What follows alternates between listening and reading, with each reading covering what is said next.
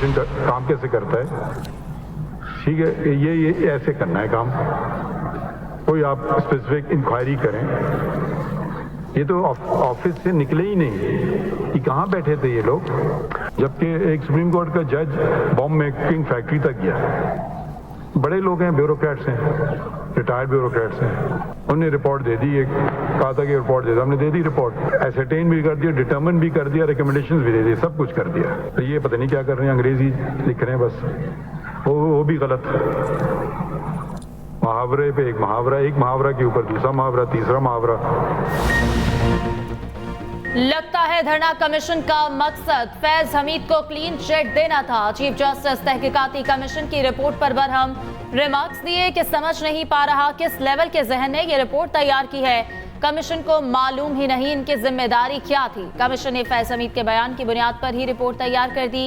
ये ऐसे ही है कि चोर से पूछ लिया जाए तुमने चोरी तो नहीं की। क्या फैज हमीद को जाती हैसियत में बुलाया क्या था? कमीशन ने तो अपने फैसले में फैज हमीद का नाम तक नहीं लिखा। रिपोर्ट में सुबायत की झलक नजर आती है। कमीशन कैसे कह सकता कि मुजाहिरीन को पंजाब में रोकना चाहिए था? धरने से पाकिस्तान का कितना नुकसान हुआ, किसी को परवाह नहीं।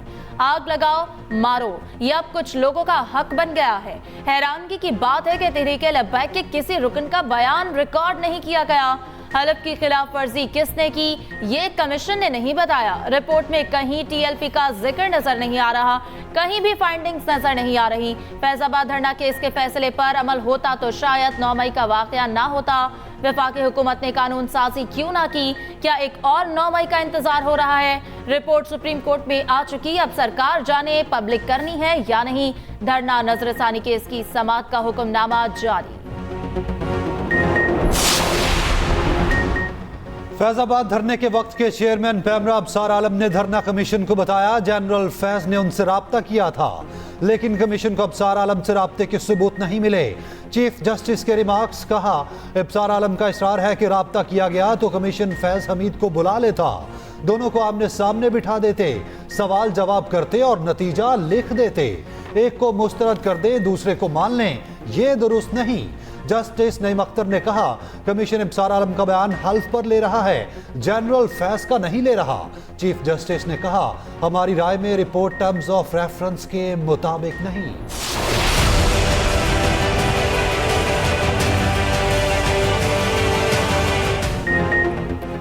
मखसूस नशिस्तें दूसरी जमातों को देने का फैसला मुअत्तल। सुप्रीम कोर्ट ने सुन्नी इत्तेहाद काउंसिल की दरख्वास्त समाअत के लिए मंजूर कर ली। पेशावर हाईकोर्ट का फैसला मुअत्तल। जस्टिस मंसूर अली शाह ने कहा इलेक्शन कमीशन और हाईकोर्ट के फैसलों को मुअत्तल कर रखे हैं। फैसलों की मुअत्तली सिर्फ इजाफी सीटें देने की हद तक होगी। आज़ाद उम्मीदवारों की नशिस्तें दीगर सियासी जमातों में नहीं बांटी जा सकती। हमें अवामी मैंडेट की हिफाजत करना है। जस्टिस अतर मिनल्ला ने रिमार्क्स दिए, कहाँ लिखा इंतखाबी निशान न मिलने पर सियासी जमात इलेक्शन नहीं लड़ सकती। एक बड़ी सियासी जमात को इंतखाबी निशान से महरूम किया गया। सुप्रीम कोर्ट ने लार्जर बेंच की तश्कील के लिए मामला कमेटी को भिजवा दिया। केस की समाअत 3 जून से रोजाना होगी।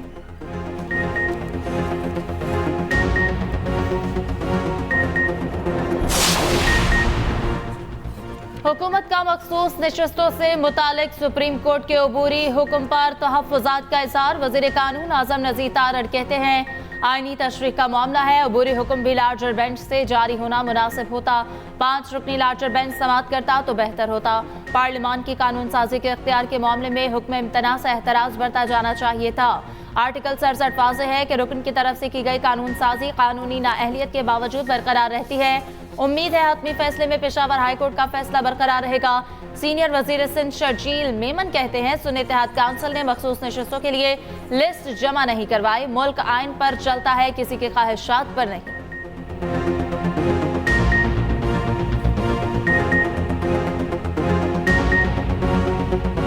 इलेक्शन में आप कोई पॉलिटिकल पार्टी कॉन्टेस्ट करती है तो बिफोर इलेक्शन वो रिजर्व सीट की एक लिस्ट जमा कराती है, वो इलेक्शन कमीशन ऑफ पाकिस्तान में जमा होती है। अगर सुन्नी इत्तेहाद काउंसिल की वो लिस्ट जमा थी और उसके बाद उनको सीटें नहीं मिली फिर तो वो बात ठीक होगी, लेकिन अगर सुन्नी इत्तेहाद काउंसिल ने इलेक्शन से पहले वो लिस्ट जमा नहीं कराई थी तो सुन्नी इत्तेहाद काउंसिल की एक नशिस्त भी नहीं बनी। सुप्रीम कोर्ट ने अल्हम्दुलिल्लाह ये भी डायरेक्शन दी है कि ये 78 मेंबरान साहिबान जो सीटों पे पार्लियामान आए हैं या असम्बलियों में जा चुके हैं, वो आइंदा किसी भी कानून साजी में वोट का इस्तेमाल नहीं करेंगे। हुकूमत 2/3 अक्सरियत से महरूम हो गई। फैसला हमारे मौकिफ की तायद है। हमारे किसी से मुज़ाकरात नहीं हो रहे। इस फैसले का मुज़ाकरात से कोई ताल्लुक नहीं। चेयरमैन पीटीआई बैरिस्टर गोहर की मीडिया से गुफ्तगू। कहा, मुअत्तल अरकान किसी कानून साजी में हिस्सा नहीं ले सकते। हुकूमत के पास आईनी तरमीम के लिए अक्सरियत नहीं रही। सलमान अकरम राजा बोले, आइन को बिगाड़ने वालों को आज शिकस्त हुई। अदलिया आईन पाकिस्तान और जमहूरियत के साथ खड़ी है।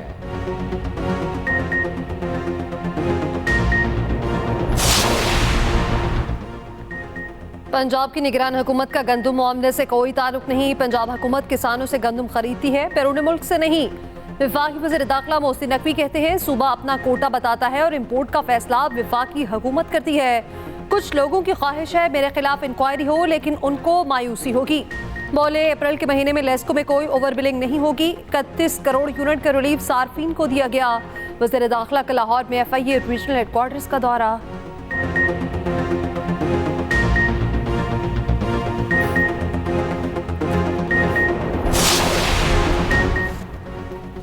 केपी हुकूमत कल से 3 लाख मैट्रिक टन गंदम की खरीदारी शुरू करेगी। वज़ीर खुराक KP ज़ाहिर शाह कहते हैं कि गंदम मकामी काश्तकारों से 3900 रुपए फी मन के हिसाब से खरीदी जाएगी। पहले आए पहले पाए के उसूल पर काश्तकारों से गंदम खरीदी जाएगी।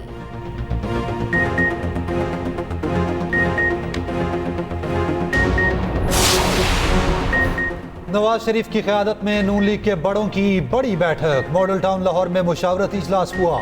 वज़ीर आला मरियम नवाज, राना सनाउल्लाह, आज़म नज़ीर तारड़, अहसन इकबाल और दीगर के इजलास में शिरकत। मरियम नवाज ने गंदम खरीदारी बहरान पर पंजाब हुकूमत की तरजीहात और पॉलिसी से आगाह किया। वज़ीर कानून आज़म नज़ीर तारड़ की मखसूस नशिस्तों से मुतालिक सुप्रीम कोर्ट के फैसले के बाद की सूरत हाल पर ब्रीफिंग। इजलास में पार्टी की तंजीम नौ के मामलात पर गौर किया गया।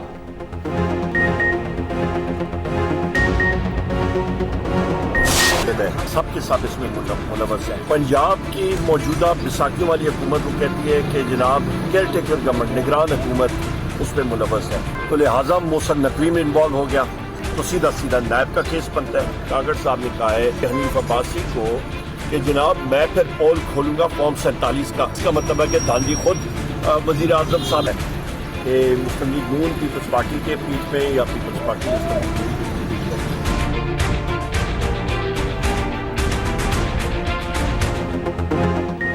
गंदम स्कैंडल में अनवारुल हक काकड़ और मोहसिन नकवी मुलविस हैं। ये तो सीधा सीधा नैब का केस बनता है।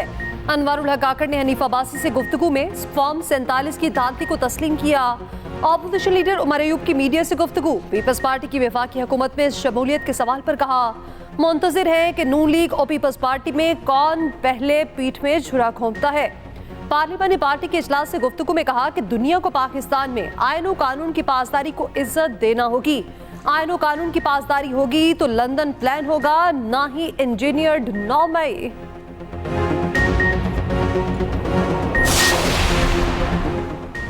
चेयरमैन PAC पर तहरीके इंसाफ के बदलते बयानात। शेख वकास अकरम को चेयरमैन पब्लिक अकाउंट्स कमेटी बनाने का फैसला।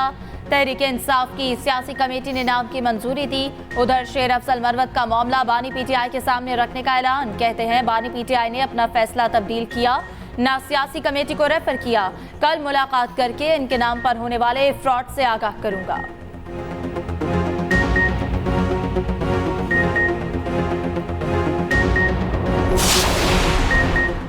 अवाम की खिदमत का एजेंडा हर सूरत पूरा किया जाएगा। करप्शन के खिलाफ जीरो टॉलरेंस की पॉलिसी है। वज़ीर आला पंजाब मरियम नवाज की पंजाब भर में तैनात होने वाले असिस्टेंट कमिश्नर से गुफ्तगू। कहा, अवाम की खिदमत अफसरों की जिम्मेदारी नहीं, फर्ज अव्वलीन है। अफसर अवाम के लिए दरवाजे खुले रखें। मरियम नवाज का सऊदी तिजारती वफ्द की आमद का खैर मकदम।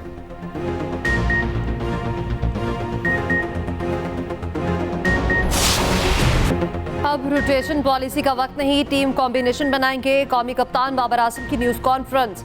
कहते हैं इंग्लैंड और आयरलैंड के खिलाफ वर्ल्ड कप खेलने वाली टीम को मौका देंगे। टीम की तरजीह पहले होती है।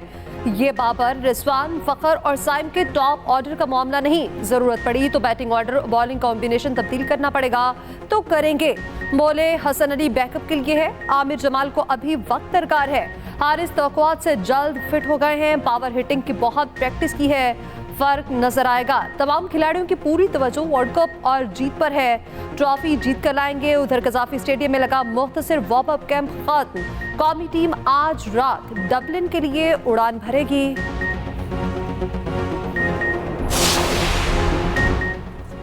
T20 वर्ल्ड कप के लिए कौमी टीम की किट कैसी होगी? मैट्रिक्स की मुंह दिखाई हो गई। कजाफी स्टेडियम में ड्रेसिंग रूम के बाहर तकरीब रुनुमाई, जर्सी का नाम मैट्रिक्स रखा गया। टीम का स्लोगन झलक जुनून की दिखाते बंदे रखा गया है।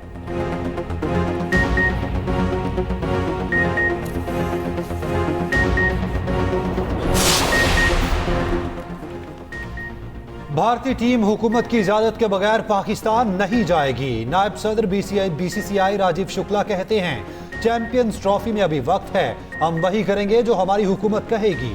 ICC चैंपियंस ट्रॉफी 2025 पाकिस्तान में शेड्यूल है। PCB इवेंट का मुजव्विजा शेड्यूल भी ICC को भेज चुका।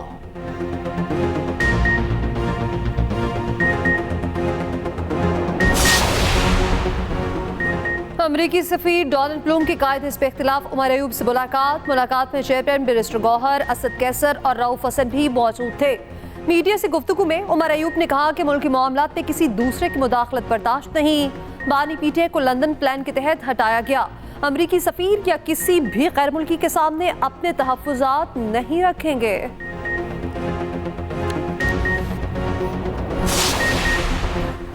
मौजूदा हुकूमत के जमहूरियत के दावे सब फ्रॉड हैं। इस जमहूरियत को जितना नुकसान इस इलेक्शन कमिश्नर ने पहुंचाया, किसी और ने नहीं।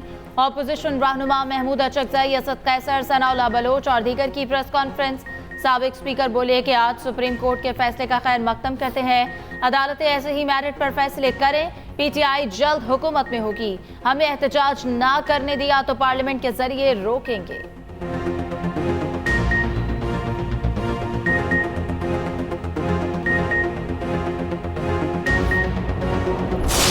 Prime Minister Shehbaz Sharif signed the 9-month SBA, and under his watch now, mashallah, we have concluded successfully 9-month SBA with the last tranche of the IMF which came in about a week back. Have to start resolving the complex energy equation, because we can make an industrial policy, we can start moving in the right direction, but if we don't get into competitive energy, we are not going to get there.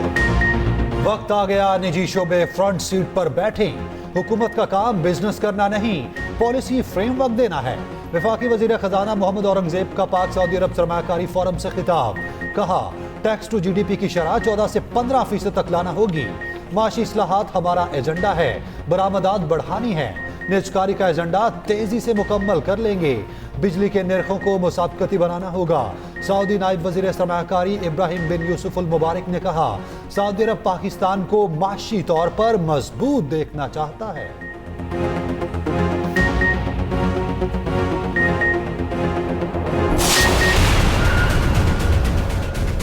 हमने अपने business sector को इसलिए फ़रोग देना है कि पाकिस्तान अब उस मईशत के हवाले से आगे जाना चाहता है जहां वो इक्तिसादी ताल्लुकात काम के थ्रू हों, बिजनेस के थ्रू हों, ग्रांट्स के थ्रू ना हो, लोन्स की सूरत में ना हो या किसी और सूरत में ना हो। पाकिस्तान इमदाद पर नहीं, कारोबार पर तवज्जो दे रहा है। वफाकी वज़रा मुसद्दिक मलिक, अता तारड़ और जाम कमाल की न्यूज़ कॉन्फ्रेंस। जाम कमाल ने कहा, सऊदी ताजिर पाकिस्तान में सरमायाकारी के लिए खसूसी दिलचस्पी ले रहे हैं। हुकूमत बैरूनी सरमायाकारी को तहफ़्फ़ुज़ फराहम करेगी। मुसद्दिक मलिक ने कहा, अब बिजनेस टू बिजनेस मुआहदे होंगे।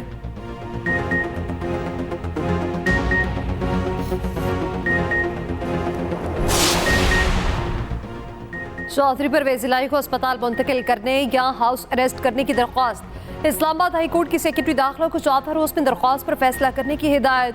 जेल हुकाम को परवेज़ इलाही का हर हफ्ते ज़ाती मुआलिज से तिब्बी मुआयना कराने का हुक्म।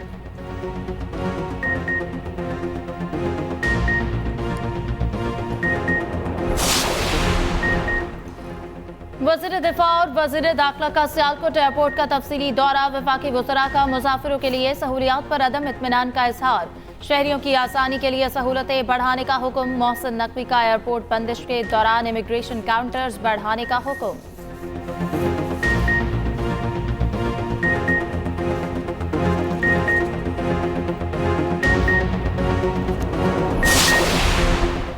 सदर आसिफ अली जरदारी 2 रोज़ा दौरे पर कोयटा पहुंच गए। वज़ीर आला बलोचिस्तान से मुलाकात, सियासी सूरत हाल सूबे के मामलात पर गुफ्तगू की।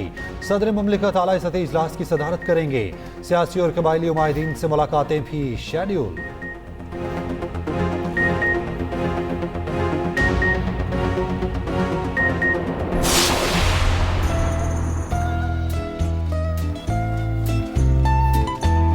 साहिब अल-माली अखद सफ़ीर सऊदी नवाफ अल-मलकी बकी मबाद फलक बातियार पाकिस्तान 1000 बार बैरो 100,000 बार ब्या अखिल करीम लैसा दयूफ हुआ अखियानी पाकिस्तानी 100%। वज़ीर-ए-आज़म शहबाज शरीफ की मुख्तलिफ ज़ुबानों में रहनुमाओं से गुफ्तगू का ट्रेंड चल पड़ा। फ्रांसीसी वज़ीर-ए-आज़म भी शहबाज शरीफ के नक्शे कदम पर चीनी सफ़र पेरिस पहुंचे तो चीनी ज़ुबान में नी हाओ कहकर खैर मकदम किया। शहबाज शरीफ मुख्तलिफ ममालिक के सरबराहान के साथ उन्हीं की ज़ुबान में गुफ्तगू कर चुके हैं।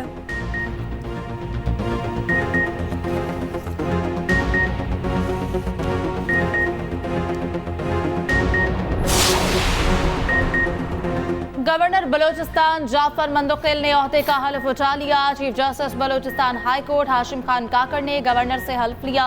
तकरीब में वज़ीर आला बलोचिस्तान, अरकान पार्लियामेंट और दीगर ने शिरकत की।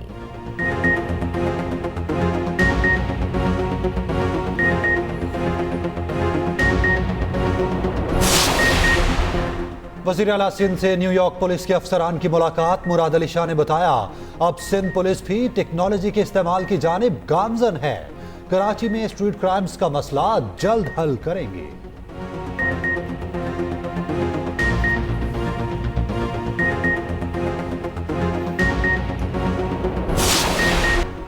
वफाकी दारुल हुकूमत में नान रोटी की कीमतों में कमी का नोटिफिकेशन वापस। इस्लामाबाद में नान और रोटी की पुरानी कीमतें बहाल।